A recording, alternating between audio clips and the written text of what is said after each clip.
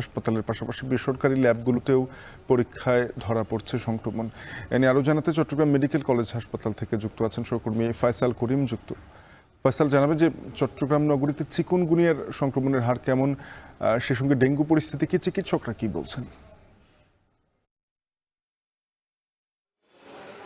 এই গত কয়েক বছর আমরা দেখেছি বর্ষার এই সময় অর্থাৎ বছরের এই সময়টাতে ডেঙ্গু রোগীর ব্যাপক প্রকোপ দেখা গিয়েছিল চট্টগ্রামে। তবে এইবার কিন্তু ডেঙ্গুর পাশাপাশি আমরা প্রচুর পরিমাণে চিকুনগুনিয়া রোগী দেখতে পাচ্ছি, যেহেতু চট্টগ্রামে আসলে এই সময়টাতে বছরের অন্যান্য সময়ে আমরা যেটা দেখেছি যে ব্যাপক হারে ডেঙ্গু পাওয়া যাচ্ছে এবং একই মশা থেকে আসলে এটি ছড়ায়।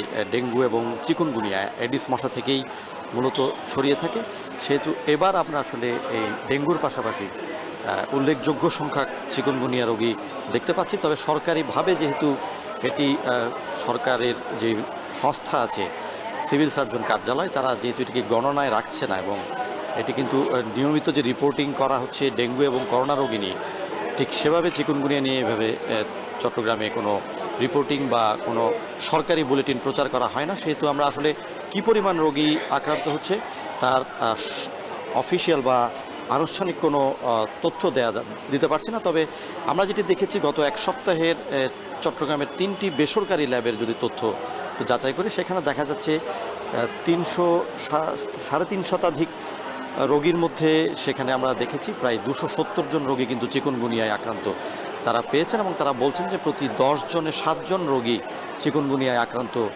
পেয়েছেন তারা। এবং চট্টগ্রাম মেডিকেল কলেজ হাসপাতালে আমরা এসেছি, সেখানে দেখছি যে প্রচুর রোগী আসলে আসছেন ডেঙ্গু বা চিকুনগুনিয়া রোগের যেই লক্ষণগুলো আছে সেই লক্ষণগুলো নিয়ে তারা ভর্তি হচ্ছেন।